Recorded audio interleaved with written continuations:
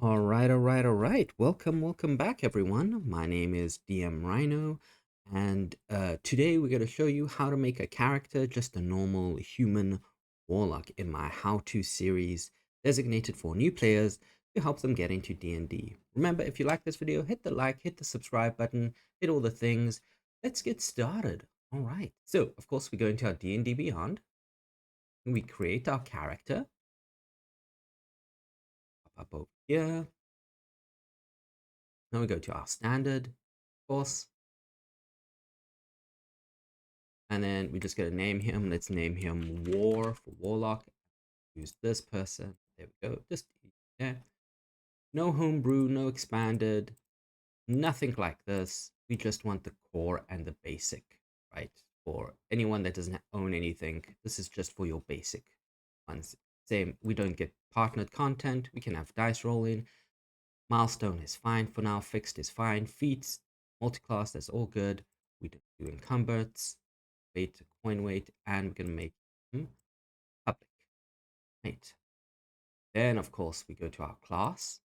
Oh, we are picking Warlock. So we go all the way down here, Warlock.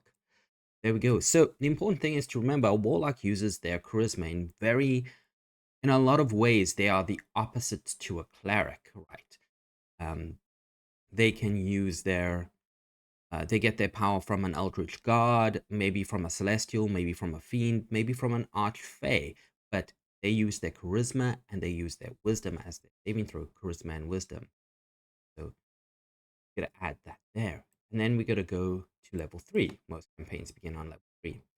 So you can immediately see Warlocks don't get a lot, right? It doesn't look... don't worry if you see this. This is usual because Warlocks get their spells from their patron, their god, their fae, fiend, whatever. That's where they get their spells from. So they don't get a lot in the beginning, but it does help us later on. So the first thing we look at is core stats. We want to pick things that tie into charisma, wisdom. So let's go here. Maybe we get Arcana because it's Warlock. Remember, we have to pick Arcana, Deception, History, Intimidation. Let's make him like a very intimidating Warlock. So we got to get Intimidation. There it is. Two good things there. Evocations. What are Eldritch evocations? Well, these are forbidden knowledge imbued by your fae, fiend, celestial, god, whatever. They just give you those powers because you have signed a contract with them to gain power. So we get to have a look there. We can see there are 2 level 1s and 1 level 2. These do increase as you grow as a warlock, of course. But for now, they just give you, at level 3, they give you 3 of these, right? So we're going to start off with the level 2 one first, because it's the... Usually it's the most powerful, and we get a bit more options at level 2. Immediately see over here, quite a lot, right? Don't worry about Pact of Chain Tome. We won't worry about that.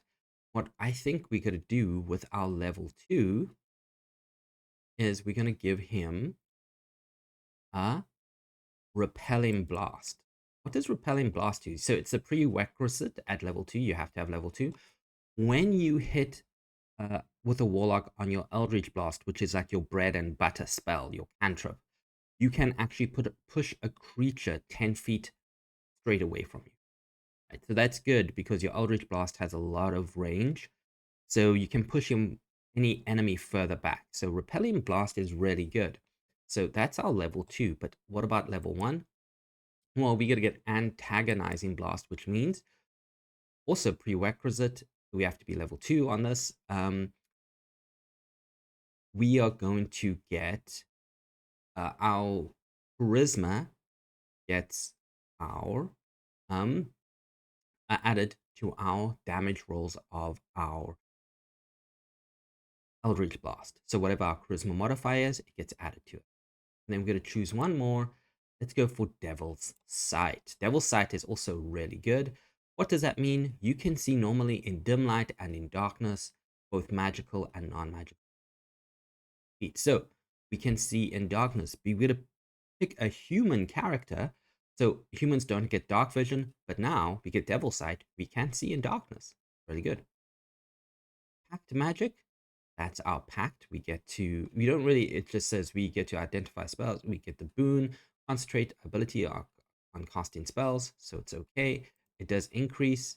Yeah, we can see what it all says there. But for now, being at level 3, we won't get some of these just yet. Magic Cunning, we can restore a packed spell slot. That's okay. After a long rest. Good. We get this back after a long rest and restore our magic spell slot. And then our subclass. This is what we want to get into for our Warlock. Well, now there are many different types of Warlocks you can choose. You can see you've got an Archfey. This is fairy folk, celestial. If you want to be a Warlock that heals people, a Fiend, from the 9 hells. You get your power from the 9 hells. But the one that most people pick, and the one that almost is very easy for us to use in a newer player aspect, is the Great Old One, which is basically Cthulhu. You do get other ones that are more similar to Cthulhu, but the Great Old One is basically a forbidden god that no one really knows about, but you get your power from these creatures, right? Or gods. And then you get a lot of kind of cool things with it. You get Awaken Mind, which means you can telepathically talk to someone that that you can see within 30 feet of yourself as a bonus action, which is really good. You get Old One spells, right? And then you get Psychic spells. When you cast a Warlock spells that does damage, you can change the damage type to Psychic. So even your Eldritch Blast that usually does force damage, you can change that to Psychic if you know that the creature is weak to psychic damage. Yeah.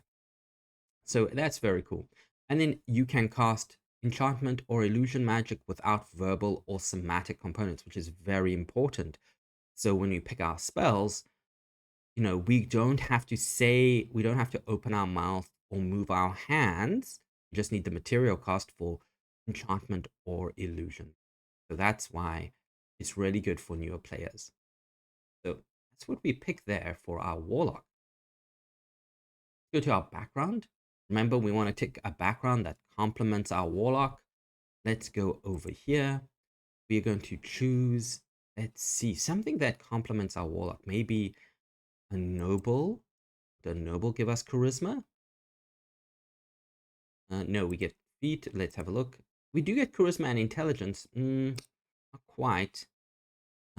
Maybe a sage would work, but I think a sage would give us intelligence more than yeah. Sage wouldn't work. Scribe. Again, a scribe wouldn't work. Ooh, we really want to get a charisma based one. Okay, let's see. Yeah, okay, this one would work. Yes, you devoted to a temple. That makes sense. Yes. Like how you're devoted to a temple, we get magic initiative, which we get more spells, we get ability scores, and other things there. Okay, so we would pick this one over here. Sometimes you've got to play around with the background to find the one that's going to give you that increase that you want on your charisma and wisdom. But this one, I would say, is quite good for Warlock. Now, magic initiative, we get 2 cantrips of a cleric list, which is great. And we're going to pick charisma, right? Because remember, Warlocks are charisma-based characters, and we want a charisma-based spells. So what kind of spells do we want to pick first with our magic initiative? Getting more spells? Well, we definitely do not want to pick, as a Warlock, as a person of the Great Old One, we don't want to help people. We want to like be a sort of neutral evil kind of Warlock. Maybe we'll pick Toll of the Dead, which is a good spell. We can change that. It's a cantrip, but it is also a wisdom saving throw. It does necrotic damage.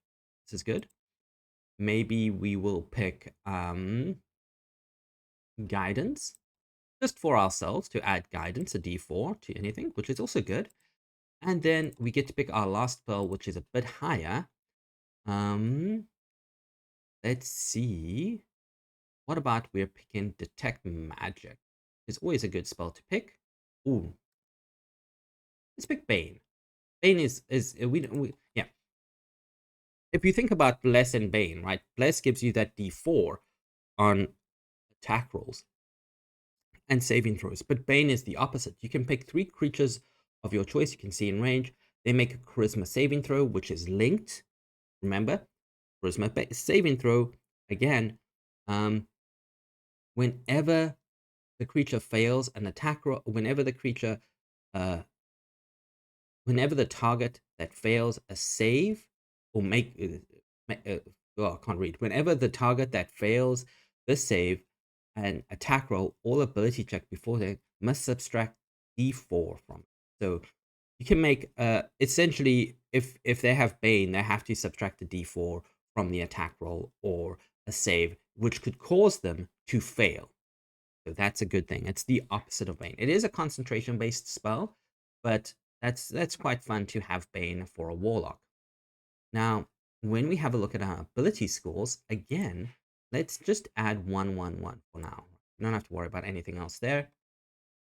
And we could make him, let's make him neutral. We can make him neutral evil, but as newer characters, I would always recommend neutral for now, right? And lifestyle, we'll make him comfortable, right? Very simple. Okay, got everything there. We want to click off legacy and we want to go to human. Yeah, just human. We want to make him medium, of course. Skillful, we get to pick another skill of our choice. Well, let's see. I think perception is always a good thing to pick for skillful. We've got religion, that makes sense. We don't need him to be acrobatic or athletic. Maybe deception could also work for a warlock. I'm not saying no. Even history, I would just go for perception. There's a lot of games where you're required to make a perception check. Perception's always good to have as a skill. Versatile, we get another feat. Okay, so we've got magic initiative. We don't need magic initiative. Warlocks also are kind of squishy. They don't have a lot of health. So maybe we'll pick tough to increase our health by, or we can pick alert or lucky. All good things to pick with warlocks, but I'm going to pick tough just to give him a bit more health, right? I want him to have more health. And then, of course, we have our languages. Let's roll our 2 d12s for our languages. We got a 4 and a 12, so he knows Dwarvish. Oh, not Draconic, Dwarvish, and Orc.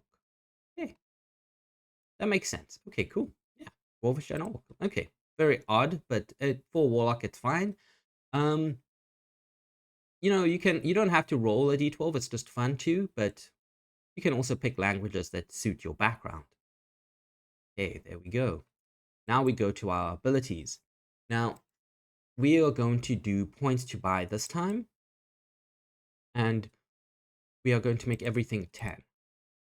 Right, points to buy, you get 27 points. You divide them up as much as you want. So we're making everything 10. But already, remember, we've got that background where we get +1 on our charisma, wisdom, and intelligence. So we want the charisma to be the highest. And remember, for every even, we get a plus on our modifier after 10. So let's make that 15, 16 there, +3. So our charismas are really high.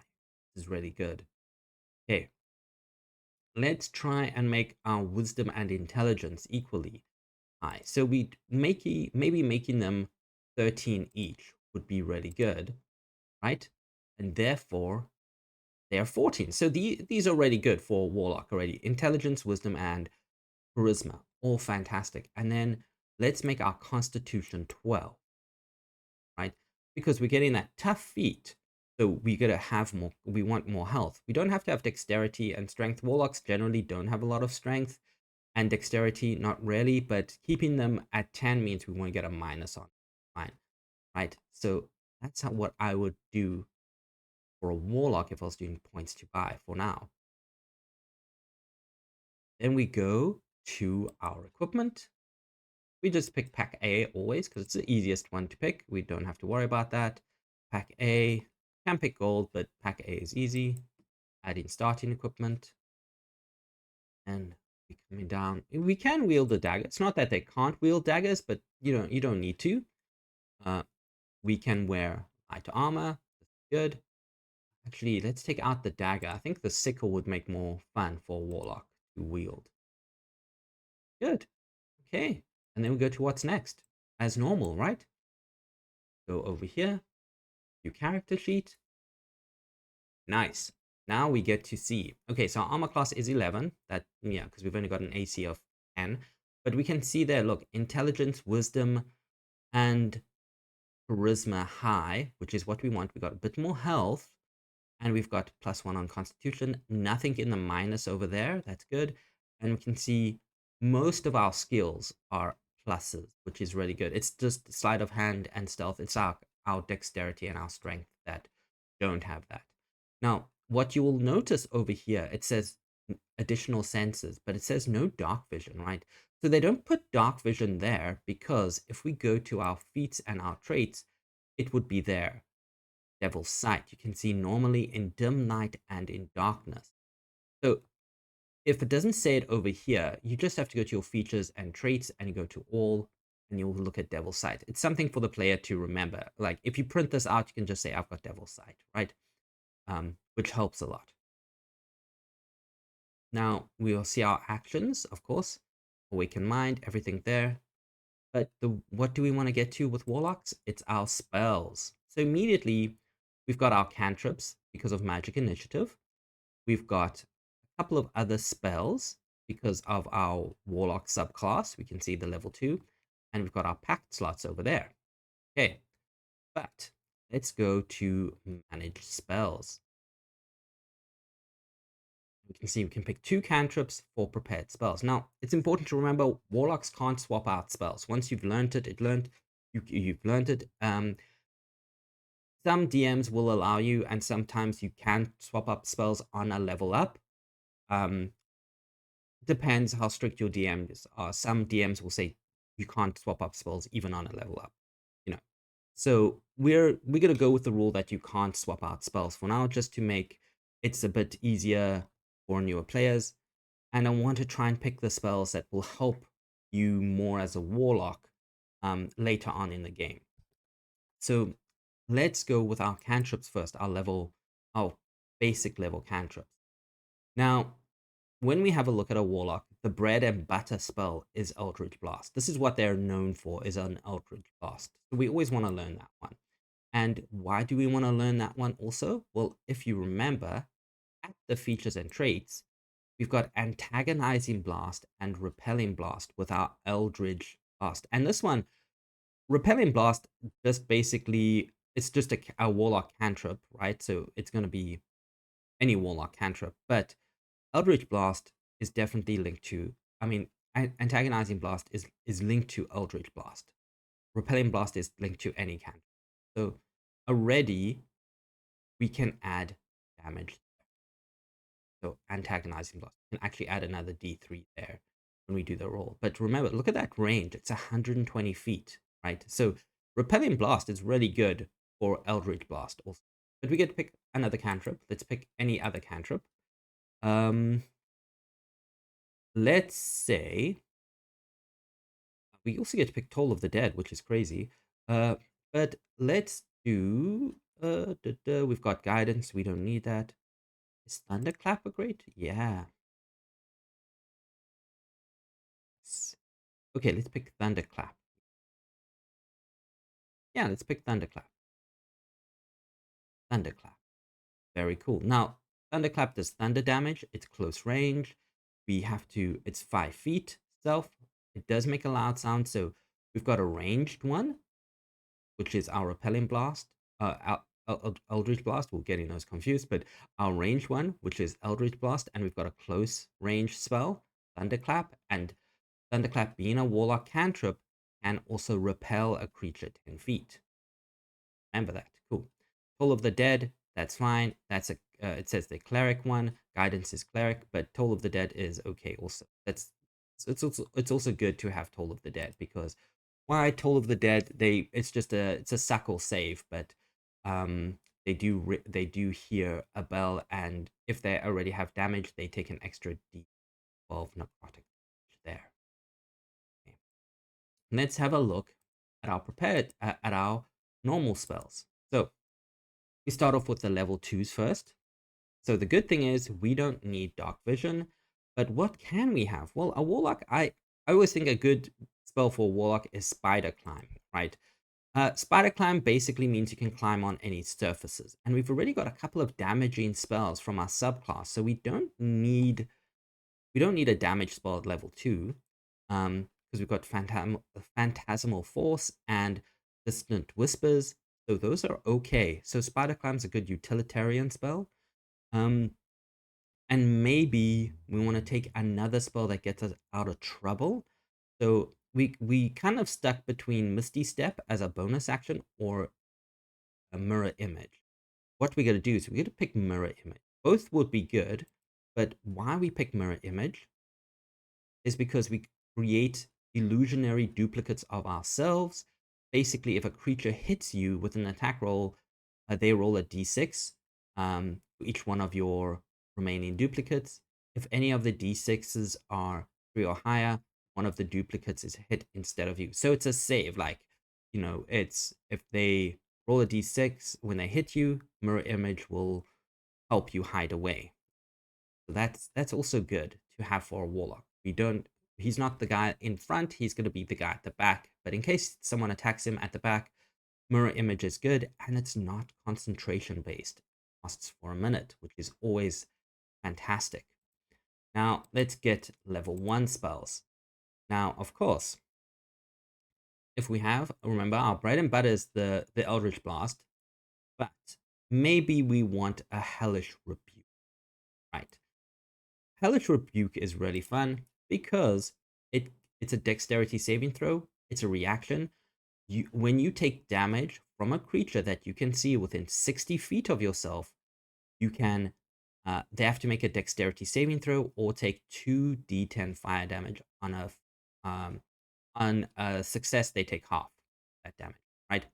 So it doesn't matter even if you're taking the damage and you're going down. You took the damage and your character is down. Now, you can still cast this as a reaction. Before you go down, you hellish rebuke them and you cause them a bit of damage before your character is down. So it's always fun to have that as a reaction for a warlock. We've already got Dissonant Whispers, so we don't need to pick that one. And let's see if we can't get, is it Armor of Agathas? Yes, that's the one. Armor of Agathas. You protect yourself with magical frost, basically, and you gain 5 temporary hit points. If a creature with a melee attack roll, that's important, melee attack roll, attacks you, they take 5 cold. So yes. So it's really good to have Armor of Agathas. Remember, at level 3, we don't need a lot of leveled spell damages because we relying on our Eldritch Blast. But it's good to have these over here, and especially Armor of Agathas is a bonus action and damage. Hellish Rebuke is a reaction, and Mirror Image doesn't count for, or doesn't cost concentration, right? And these are our pact slots. So when let's say if we use Armor of Agathas, we got to use a pact slot there, and then we will recover it when we are recovering. It says here, magical cunning. You can once per long rest, you can restore or gain 1 slot. So that's always good. Yeah.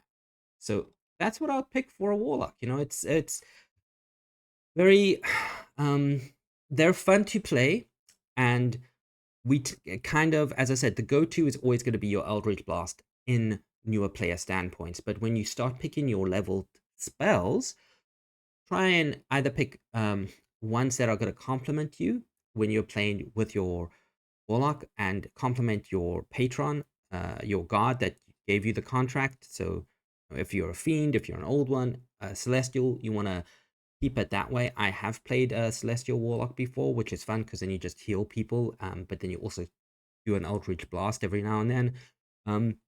But you always want to keep in mind that pact slots and also what you end up using for them. So you will see immediately here, Bane doesn't cost a pack slot, but everything else here would cost a pack slot.